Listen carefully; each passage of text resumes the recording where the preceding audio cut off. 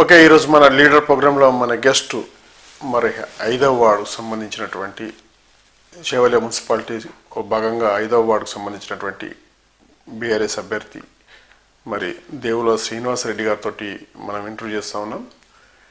మరి ఇక్కడ ఉన్నటువంటి రాజకీయ పరిణామాలు మరి హోరాహోరీ జరుగుతున్నప్పటికీ కూడా మరి ఇక్కడ బీఆర్ఎస్ పార్టీకి ప్రజలు పట్టం కడతారా, మరి క్వశ్చన్ మార్క్ మిగిలిపోతుందా ఈ వార్డు అనేది ప్రశ్నార్థకంగా మారింది.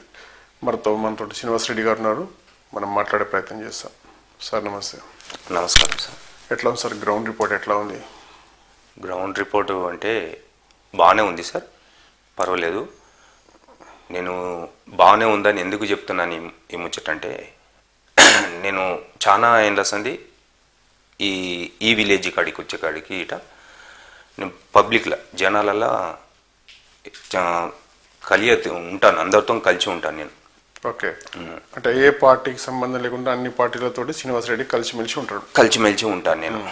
నాకు పబ్లిక్లో అందరితో యాక్టివిటీ ఉండుకుంటా వాళ్ళ సమస్యలు, ఇప్పుడు గ్రామాలలో ఎట్లుంటుంది సార్ అంటే చిన్న చిన్న సమస్యలు గిట్టు ఉంటాయి మెయిన్.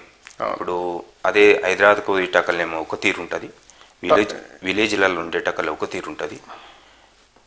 జనాలు ఏముంటుందంటే విలేజ్లలో నాకేం చేస్తుండనే చూస్తారు ఎవరే కానీ జనాలు. ముందు చిన్న చిన్న వాళ్ళు చిన్న చిన్న వ్యవసాయాలు చేసుకొని కూలి చేసుకొని బతికేటోళ్ళు పర్సంటేజ్ ఎక్కువ ఉంటారు. ఏం చేశారు మరి వాళ్ళకు? మీరు 20 సంవత్సరాల నుంచి 25 సంవత్సరాల నుంచి అంటే సమస్యలు ఉంటాయి వాళ్ళకు, హెల్త్ పరంగా కానీ, ఇంకా కొంచెం ఇంతో అంతో ఎదగడానికి కావాలంటే ఏమైనా ప్రోత్సాహాలు మనం మన స్థాయికి తగ్గట్టు వాళ్ళకు ఇది చేయడం, ఇవన్నీ ఉన్నాయి, చేస్తుంటాం అన్నట్టు. ఆ ఉద్దేశం నాకు కొంచెం ఇంతకు ముందు గిట మా కొద్ది ముందు ఉన్న వాళ్ళు వాళ్ళ సపోర్ట్ తీసుకొని వాళ్ళ సహకారంతో నేను యాక్టివిటీ ఉండి పబ్లిక్లో ఉండేటోని అన్నట్టు. అంటే 20 సంవత్సరాలు మీరు రాజకీయాలు ఉన్నప్పటికీ ఎప్పుడు మీకు పదవులు అనేటివి మీరు ఆశించలేరా? మీకు రాలేవా? అంటే రాలేదు గిట, ఉన్నాను పబ్లిక్లో ఉన్నాను, పబ్లిక్ సేవ చేసుకుంటా ఉన్నాను నేను. ఎందుకు రాలేవంటారు మీకు? అంటే ఇంతకుముందు ఉన్న వాళ్ళు జనాలకు అనుభవం ఉండే, ఇంతకుముందు ఉన్న ఒక అపోజిషన్ లీడర్ ఆయన ఒక 50 years అంది కాంగ్రెస్లో పెద్ద లీడర్ ఉండే అన్నట్టు. ఆయన మీద మనం ఢీకొట్టాలంటే మనకు అంత ఇది లేదని చెప్పేసి మా ఉన్న 4-5 మంది పెద్ద మనుషులు ఉంటారు కదా, 2-3 సార్లు ఆపారు మళ్ళీ. అంటే డబ్బు పరంగా ఆ పెద్ద లీడర్ని ఢీకొట్టలేరా, లేకపోతే మామూలుగా ఆయనకు ఉన్నటువంటి ఇన్ఫ్లుయెన్స్ తోటి మీరు ఢీకొట్టలేరా? అంటే ఆయన సీనియర్ లీడర్ అనే ఉద్దేశం. ఓకే, మేము నిలబడ్డాము అనుకోగల, ఆయన మీద మనం గెలవలేమనే ఒక ఆలోచనతో కొంచెం ఆగాను అన్నట్టు. మరి ఇప్పుడు కూడా సీనియర్ లీడరే కదా, మరి ఇప్పుడున్న అపోజిషన్ క్యాండిడేట్ లీడర్లో భాగంగా మరి ఇప్పుడు మీరు ఎందుకు కాంటాక్ట్ చేస్తున్నారు? అంటే నాకు ఇంట్లో బాగా నేను 15-20 years అంది రాజకీయంలో ఉన్నాను, ఎంతోమందికి నేను సేవ చేశాను పబ్లిక్లో. ప్రభుత్వాలు ఉన్నప్పుడు లేనప్పుడు గిట హెల్త్ పరంగా హాస్పిటల్, అవి సీఎం రిలీఫ్ ఫండ్లు, ఇక ఏమన్నా ప్రోగ్రామ్ గవర్నమెంట్ ప్రోగ్రాంలు వచ్చినప్పుడు అవన్నీ చేపించుకుంటా నేను యాక్టివిటీ జనాలల్లో ఉన్నాను అన్నట్టు. ఓకే, ఇక ఏముంటుందంటే ఇప్పుడు సమస్యలు ఉంటాయి, చిన్న చిన్న ఇండ్ల పక్కల ఒకరొకరికి సమస్యలు ఉంటాయి, ఆ సమస్యలు తీర్చుకుంటా వాళ్ళతో కలిసిమెలిసి వండుకుంటా. ఇగో ఇది సమస్యలు అంటే ఈ గొడవలు పంచాయతీలు అనేవి ఇక్కడనే సమస్యలు పరిష్కారం చేసేయండి, లేకపోతే పోలీస్ స్టేషన్ వరకు పోయేతారు? పోలీస్ స్టేషన్ దాకా పోయేటివి గిట పోనీయకుటి, పోలీస్ స్టేషన్ దాకా ఒక మటుకు పోనీయకుటిమి. ఏమైనా పోయినే గిట్టు ఉంటే టైం తీసుకొని, ఇప్పుడు పోలీస్ స్టేషన్కి పోయినాక సార్ వాళ్ళతో మాట్లాడి, సార్ ఇట్లా ఇవాళది ఏదైనా ఉంటే శ్రీనివాసరెడ్డి ఇప్పుడు నేను పోయి వేసుకుపోయినా అనుకో, సార్ ఉంటాడు. వాళ్ళు ఏం చేస్తారంటే పోలీస్ స్టేషన్కి పోయినా గిట్ట కొంచెం ఈయన పొజిషన్ ఉంటారు అనుకో, పోలీస్ స్టేషన్కి పోయినాక వాళ్ళు గిట్ట చెప్తారు పలానా శ్రీనివాసరెడ్డి ఉంటాడు, చూడండి సార్ ఏమని ఉంటే మీరు ఇంత దాకా ఎందుకు, కేసు ఎందుకు, ఏదైనా ఉంటే కాంప్రమైజ్ చేసుకోండి అని వాళ్ళు చెప్తారు. నా సుంటోళ్ళని పిలిచి చూడండి సార్ ఏమన్నా శ్రీనివాసరెడ్డి గారు ఏమని ఉంటే వాళ్ళను సాల్వ్ చేసి పరిష్కరించిందంటే మేము వాళ్ళను ఇద్దరు ఒక తాను కూర్చుని పెట్టి ఒప్పించి వాళ్ళని సాల్వ్ చేసి మళ్ళీ. శ్రీనివాసరెడ్డి గారు వార్డు మెంబర్ కాదు, సర్పంచ్ కాదు, ఆయన మీరు సమస్యల పరిష్కారానికి మిమ్మల్ని ఎందుకు ఆహ్వానించేది? నన్ను ఎందుకంటే నేను చేసే నాకు పబ్లిక్లో ఉండాలి, ఏదైనా సేవ చేయాలి పబ్లిక్. నాది ఒక గోలు. ఎందుకంటే ఇంతకుముందు ఒక 20 ఇయర్స్ కింద, ఒక 30 ఇయర్స్ కింద మా పెద్దనాయన ఉండేవారు రాజకీయాలు.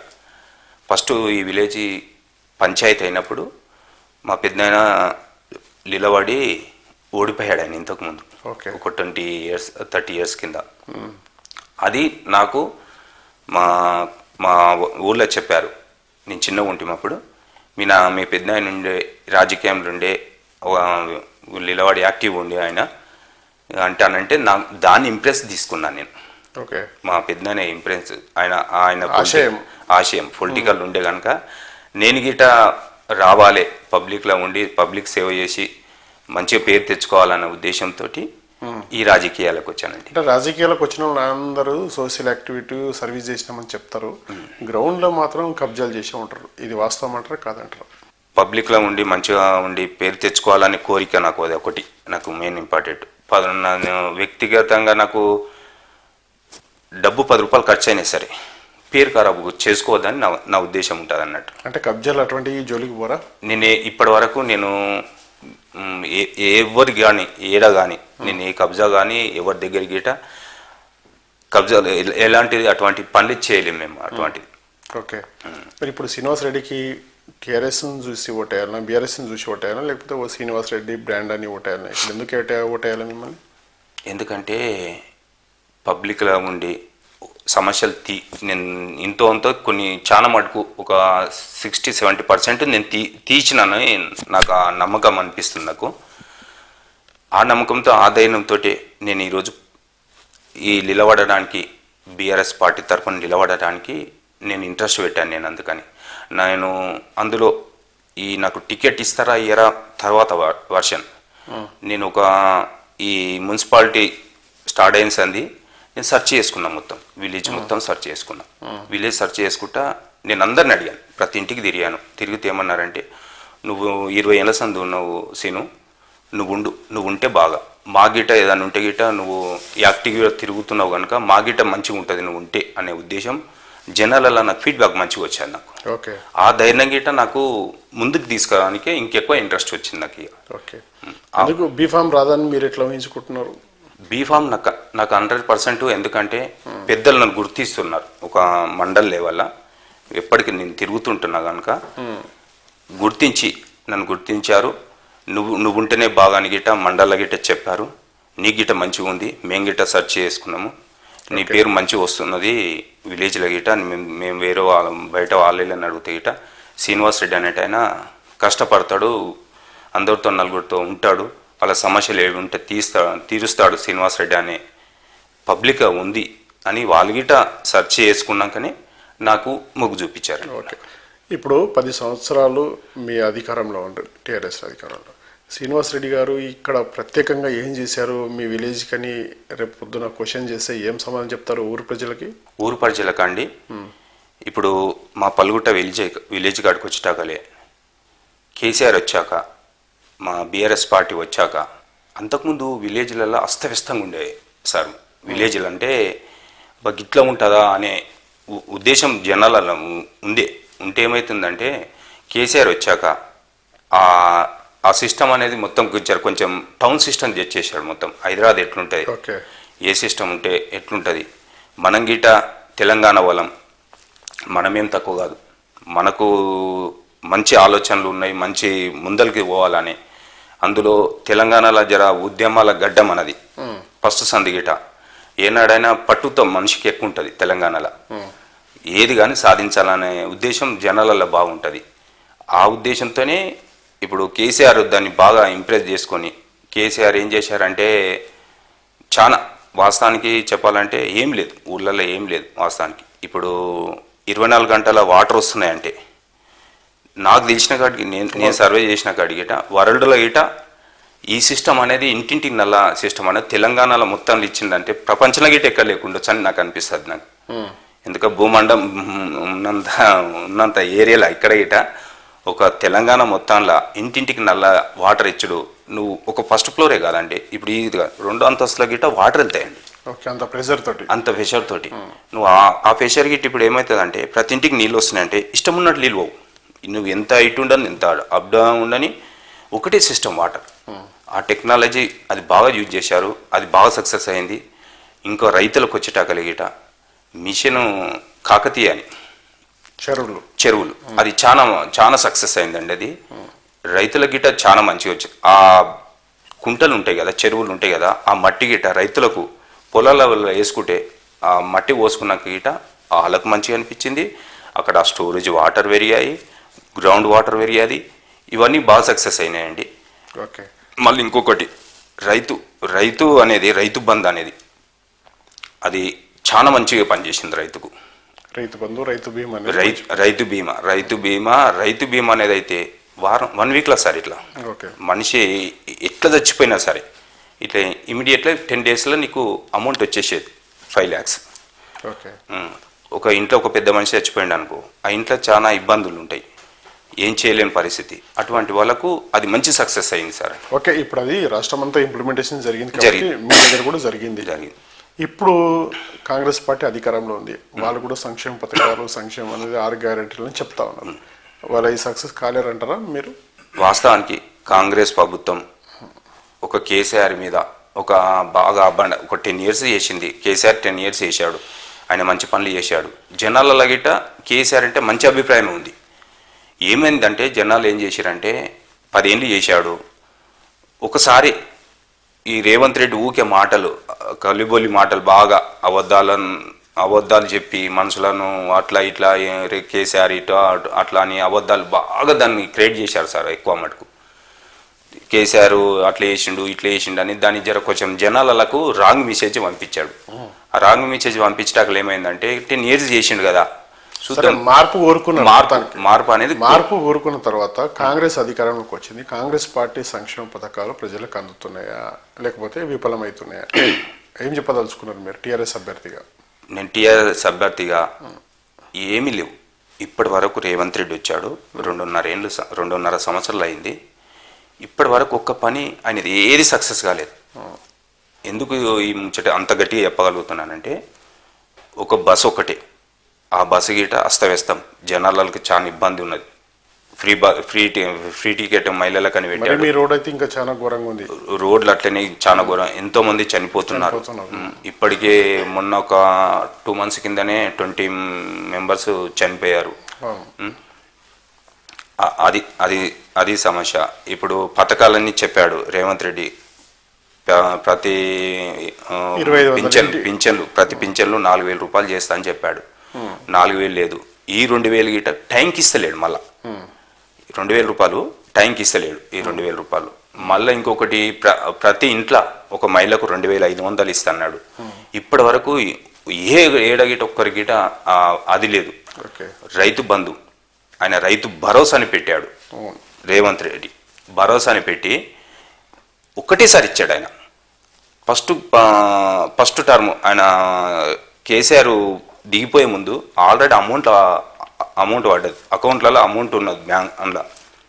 కానీ అప్పుడు ఎలక్షన్ ఈసీ వాళ్ళు ఏం చేశారంటే దాన్ని ఆపినాక వెనకసిరి అది గిట మళ్ళీ 3 months తర్వాత ఇంబడి గిట్ట వేయలేడు రైతులకు. 3 months తర్వాతనే అది గిట చాలా రోజుల తర్వాత వేసాడు. మధ్యన ఒక్కటేసారి ఇచ్చాడు 2.5 సంవత్సరాలలో.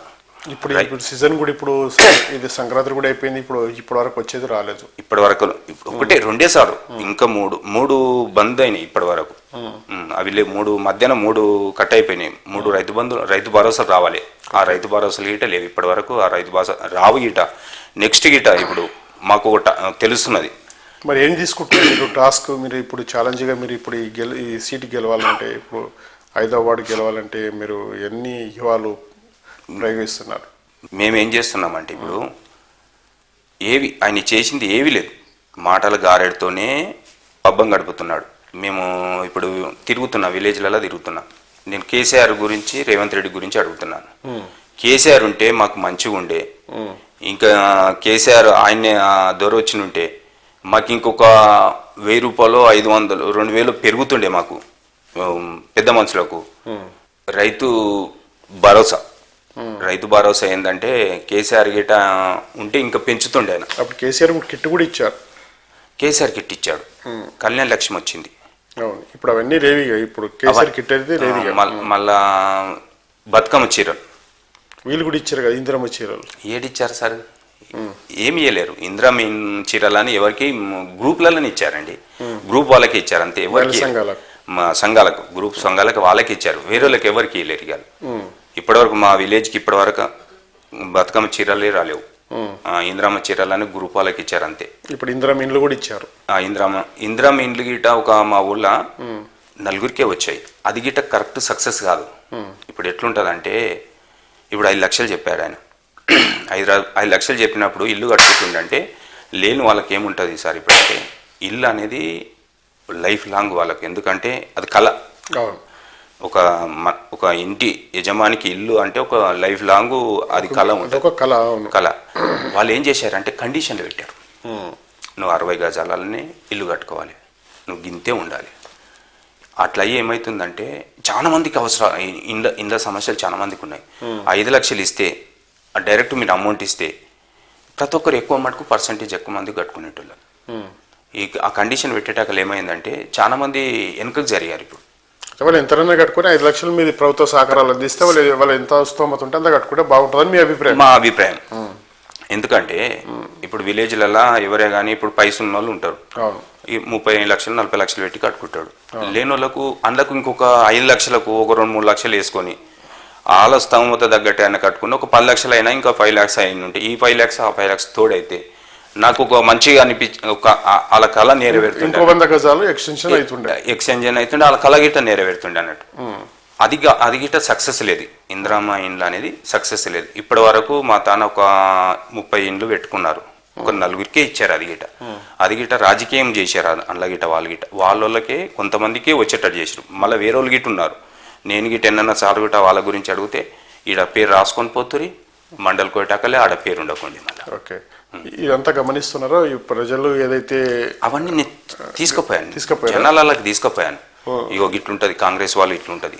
ఈ కాంగ్రెస్ల సిద్ధాంతం ఏముంటదంటే, ఈ కొన్ని ఏండ్ల సంది, ఇప్పుడు స్వాతంత్రం వచ్చిన సంది పెద్ద మనుషుల మీద అప్పుడు ఇంతకుముందు నైజాం పరిపాలన లేకుండే ఆ సిస్టంలో కొంతమంది ఏం చేస్తారంటే, జనాలు పాపం వాళ్ళ ఆర్థిక స్తోమత లేకునో పెద్ద మనుషుల మాట వినాలనే ఉద్దేశంతో అవి ఏం చేయకున్నా సరే, నేను ఆయన మాట వినకపోతే నేనేమవుతాను అన్న భయాలతోటి ఇట్లా నడిచినాయి అన్నట్టు విలేజ్లలో.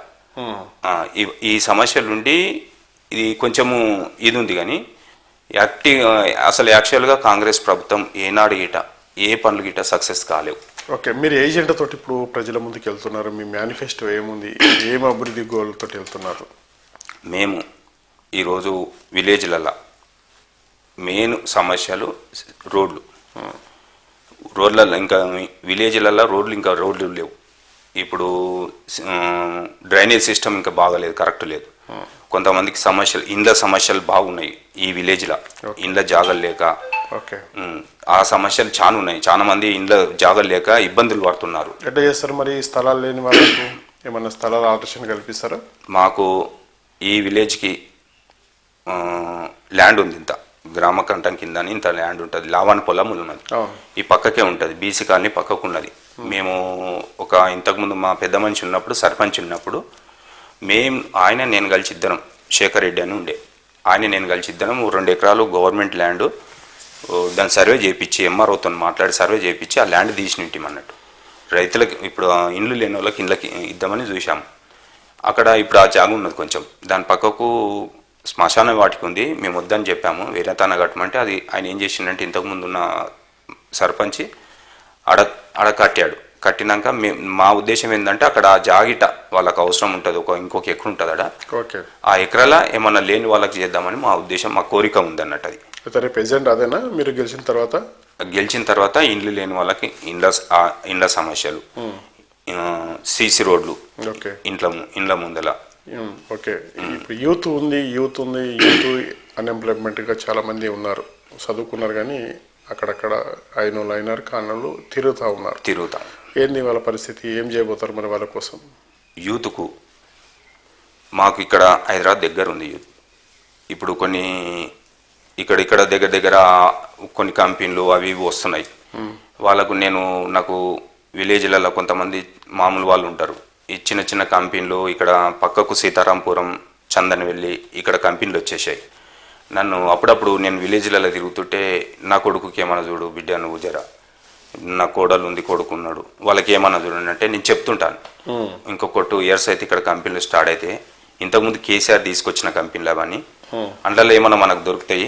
ఈ చుట్టుపక్కల కొంచెం వెంచర్లు అవుతున్నాయి, ఆ వెంచర్ల గిట ఏమైనా ఉంటుంది ఈ అందులో మనం ఏమైనా చేద్దాము అనే ఉద్దేశం నేను వాళ్ళకు చెప్తుంటానంట. అంటే ఇక్కడ వాళ్ళ సమస్యలకు తగ్గట్టు నేను ఆలోచన చేసి వాళ్ళకి చెప్తుంటానట్టు. ఏం చెప్తారు ఇప్పుడు వైద్యం, విద్య కోసం ఏం చెప్తారు ఇప్పుడు ఫ్యూచర్ ప్లానింగ్? నా ఉద్దేశం ఏంటంటే ఇక్కడ ఈ విలేజ్లో చాలా మంది పెద్ద మనుషులు ఉన్నారు, వాళ్ళకు పోవాలంటే ఇప్పుడు ఇబ్బంది అవుతుంది. వాళ్ళ గురించి ఏదన్నా ఒకటి క్యాంపులు పెట్టి, ఇక్కడ మెడికల్ క్యాంపులు పెట్టించి వాళ్ళకు ఇంతకుముందు గిట్టే నేను ఒక కండ్ల గురించి ఒక క్యాంపులు 1-2 పెట్టించి నేను ఒక 30-40 మందికి ఆపరేషన్లు చేయించాను. నేను వీడికి వాళ్ళని పిలిపించుకొని వీళ్ళని దోలుకొని పోయి ఆపరేషన్ చేయించి మళ్ళీ అది ఒక 6 months చేయించాను నేను కంటిన్యూ. 50 మంది దాకా చేయించాను. అది మంచి సక్సెస్ ఉన్నది. చాలా మంది గిట మంచి చేయించిన బిడ్డని వాళ్ళు గిట ఇదే వాళ్ళు గిట సంతోషపడ్డారు. వాళ్ళు ఇప్పటికే వాళ్ళకి అభిమానం ఉంది, ఆ అభిమానం ఉన్నది. ఇక మరి ఇప్పుడు ఏదైనా ఇప్పుడు ఒక వార్డు అయింది కాబట్టి దీనికి ఏమన్నా వైద్యం చిన్న ప్రైమరీ హెల్త్ సెంటర్ ఏమైనా తీసుకురాగలుగుతారా? అది నేను నెక్స్ట్ అదే నేను ఆలోచనతోనే ఉన్నాం. మేము ఒక 10 మంది యాక్టివ్గా తిరిగేటోలో ఉన్నాం. దాంట్లో మేము ఆలోచన చేశాం, ఇంతకుముందు గిట్ట ఆలోచన చేశాం. ఈ విలేజ్కి ఇప్పుడు చాలా మంది ప్రాబ్లాలు హెల్త్ పరంగా చాలా ప్రాబ్లాలు ఉన్నాయి చాలా మందికి. అది ఆ విధంగా చేద్దాం, వాళ్ళకి చేసి ఏమైనా ప్రాబ్లాలు ఉంటే గవర్నమెంట్ నుంచి ఏమైనా అందితే సరిపోయే అందని పొజిషన్ ఉంటే, అటువంటిది ఏదైనా ఉంటే గిట్టే మేము 4 ఆలోచన చేసి ఎట్లా చేద్దాం, ఏం చేద్దాం వాళ్ళకు ఆ ఉద్దేశంతో మాకున్నది. అటువంటిది ఇట కొంచెము ఎక్కువ మటుకు ఏమన్నా ఎప్పటికీ ఒక 15 days కానీ 4 రోజులు కానీ ఇట్లా వచ్చి చెకప్లు చేసి పోయి ఏదైనా సమస్యలు ఉంటే తీర్పిద్దామనే ఉద్దేశంలో మేము ఉన్నాం. ఓకే, విద్య పరంగా కూడా చాలా ఇంపార్టెంట్ కేర్గా తీసుకోవాల్సిన అంశం ఏంటంటే ఇప్పుడు డిజిటల్ క్లాసులు, తర్వాత ఎడ్యుకేషన్ కూడా ఇక్కడ ఎంత ఉంటే ఇంకేమైనా తరగతి గదులు ఎక్స్టెన్షన్ చేసి డిజిటల్ క్లాసులకు, తర్వాత వైఫై కనెక్టివిటీ ఇవేమన్నా ప్రొవైడ్ చేస్తారా? ఎందుకంటే ఇక్కడ ఉన్నటువంటి విద్యార్థులు కోరుకున్నటువంటి అంశం ఇది. విద్యార్థులకు వచ్చేటాకలే ఇక్కడ ఇది విలేజ్, చిన్న విలేజ్, ఇక్కడ అంత విద్యా సదుపాయం అనేది అంత ఎక్కువ ప్రైవేట్కి వెళ్ళిపోయింది. ఇప్పుడు ఈ స్కూల్ ఇక్కడ మా విలేజ్ కాడికి 5వ వార్డు కాడికి వచ్చేటాకలే ఎంతోమంది జనాలు లేరు. అంత మొత్తము ఇప్పుడు ఏమైపోయిందంటే విద్య అనేది ఈ గవర్నమెంట్ దాంట్లో అంటే జర అంత ఇంట్రెస్ట్ పెట్టకుండా అయిపోయారు ఎక్కువ. ఎందుకంటే ఇప్పుడు అంత సదుపాయాలు లేవన్న ఉద్దేశంతో నుండి ఎక్కువ ప్రైవేట్లోకి వెళ్ళిపోయారు అంతా ఎక్కువ మటుకు. ఇప్పుడు అంత డిజిటల్, నువ్వు అన్నట్టు డిజిటల్ యుగం వచ్చింది, వైఫై అంతా వైఫైతోని ఆన్లైన్ సిస్టమ్, ఈ సోషల్ మీడియా ఎక్కువైపోయేది. ఇవన్నీ ఈ విద్య అనేది ఎక్కువ ప్రైవేట్లోకి వెళ్ళిపోయింది ఈసారి ఎక్కువ అయితే. అదే దాని కార్పొరేట్ స్థాయి ఈ గవర్నమెంట్ బడి అయితే ఏదైతుందో దాన్ని కార్పొరేట్ స్థాయిలో తీసుకొస్తారని అడుగుతున్నాను నేను. కార్పొరేట్ స్థాయిలకు ఆ ఉద్దేశం ఉన్నది, అది చేద్దామని మేము ఇంతకుముందు గిట్ట అనుకున్నాము. మేమందరం ఒకసారి కూర్చొని గిట్ట అందరం మాట్లాడుకొని అది ఆ విధంగా చేద్దామనే ఉద్దేశంతోనే మేము ఉన్నామండి. ఓకే, మీరు ఇప్పుడు డోర్ టు డోర్ వెళ్తున్నప్పుడు మీరు ఇచ్చే సందేశం ఏంటిది ప్రజలకు? నేను ఇచ్చే సందేశం, మీ సమస్యలకు నేను ఉంటాను, ఓకే, వెన్నంటూ ఉంటాను. ఇన్ని ఏళ్ళ సంది ఉన్నా. ఇప్పుడు నాకు ఈ అవకాశం ఇచ్చారనుకో మీరు, నేను ఇంకెక్కువ మీ గురించి నేను కష్టపడతాను. నేను ఏది కానీ మీ ఎంబడుండి అండదండలకు నేనుండి మీ సమస్యలను తీర్చనీకే శాయశక్తులా నేను పోరాడతాను. నేను నా ప్రజల గురించి నేను శాయశక్తులా. ఎట్లా అంటే కొన్ని ఇప్పుడు గవర్నమెంట్ పథకాలు ఉంటాయి, వాళ్ళకి సరిగ్గా చేర్చాలి. వాళ్ళకు అవి కానప్పుడు ఇంకో వేరే విధంగా ఇంకెట్లనన్నా చేసి వాళ్ళకు ఆర్థికంగా ఏదైనా ప్రాబ్లం ఉన్నప్పుడు దానికి నా శాయశక్తుల ఏ విధంగానైనా ఇంత ఏ కొరత లేకుండా నా ఉద్దేశం, నా సిద్ధాంతం అదన్నట్టుగా. పబ్లిక్లకు ఇబ్బంది కావద్దు, వాళ్ళ సమస్యలు తీర్చడానికి ఆలోచన చేస్తాను. నేను ఈ 20 years అందుకే నేను అదే పని మీద ఉన్నా, అట్లనే చేస్తున్నా. నేను సోషల్ యాక్టివిటీ ఆ ఉద్దేశంతోనే నాకు మంచి ఫీడ్బ్యాక్ ఉంది కనుక నేను ఆ ఉద్దేశంతోనే నేను ఖచ్చితంగా బరిలో ఉంటున్నా నేను. ఓకే, ఏదైతే తన 20 సంవత్సరాల సర్వీస్ బీఆర్ఎస్ పార్టీలో చేశాను కాబట్టి ప్రజలకు కూడా 20 సంవత్సరాలు పార్టీ హ్యాండ్ ఇక్కడ ప్రజల క్షేత్రంలో ఉండి ప్రజల సమస్యలు నేను తీర్చుకుంటూ వస్తున్నా.